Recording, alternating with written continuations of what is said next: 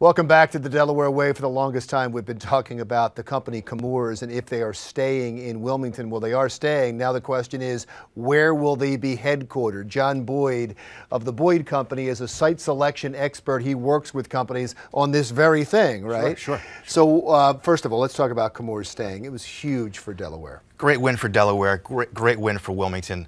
1,000 jobs are staying in Delaware. That translates into over $500 million of revenue for the region. A terrific win. Above and beyond the raw numbers, it's a rare win for the Mid-Atlantic / Northeast region, which over the past 3 years has seen Hertz leave North Jersey for Estero, Florida, outside of Fort Myers. We saw Mercedes-Benz leave New Jersey for suburban Atlanta. Most recently, Fairfield, Connecticut, which lost GE's headquarters to Boston Seaport District. So for Wilmington and to keep... you left out DuPont. Much right. of DuPont leaving. And DuPont staying and kind of a... Zeneca. And Zeneca staying here. So, you know, Jack Markle, an economic development foot soldiers here in Delaware, deserve an enormous amount of credit. You know, economic development is about more than just industry attraction. It's about industry retention. So keeping DuPont, keeping AstraZeneca, keeping Chemours is terrific news for the region. And it sends a message to the business community that Delaware is open for business. Do you know why they ended up staying? Well, we know that they looked in Salem, where they have an industrial facility. The company determined that that industrial site was not appropriate, it was not befitting for their headquarters. They looked in suburban Philadelphia, they looked in Center City, Philadelphia, and the Philadelphia wage tax is 3.5%. That's very, very expensive. It's only 1.25% here in Wilmington. So ultimately, they chose to stay. They also fielded offers from Louisiana and Texas, which obviously have clusters of chemical industry. They would be logical candidates in terms of a national site search. I think Chemours, which is in a cost-cutting mode, they've reduced 5% of their workforce. They've closed several plants around the globe. In a cost-cutting mode, the idea of moving to a market like Houston or Dallas or Shreveport or Baton Rouge would not be attractive because it would involve paying severance pay to key executives. And that's not something the company wants to do now.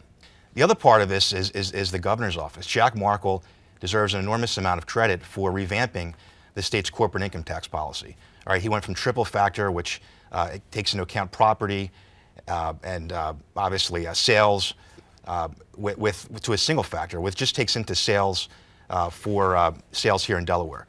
That's something Chris Christie did in New Jersey a few years ago. And that's made Delaware not only more attractive to Chemours, but also other states considering staying here or possibly relocating. And that was done recently, and it seemed like it was done for retention. Right. They called it the Chemours bill, right? Yeah, right, exactly. But nonetheless, you know, economic development comes down to leadership. I would draw an analogy with what Governor Markle did to what Governor Pete DuPont did in the 80s with tweaking the state's usury laws to attract companies like Citibank and Chase Bank, Chemical Bank, to Wilmington from Manhattan. Where are they going to be headquartered?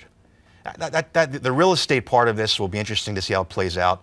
The Hercules building, you've heard speculation. You've heard about the Brandywine building. I think the Bank of America building is something to keep an eye on. I think they've actually indicated they're interested in purchasing the Bank of America building. That's on King Street.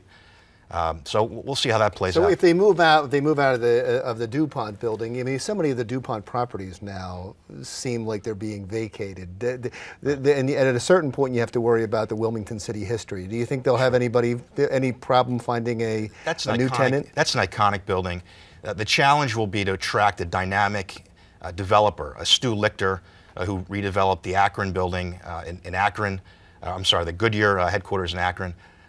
You think about Ralph Zucker redeveloping the Bell Labs in Monmouth County. It's over 2 million square feet. It was considered the biggest white elephant in commercial real estate. Today, it's home to tech companies, millennial-friendly living.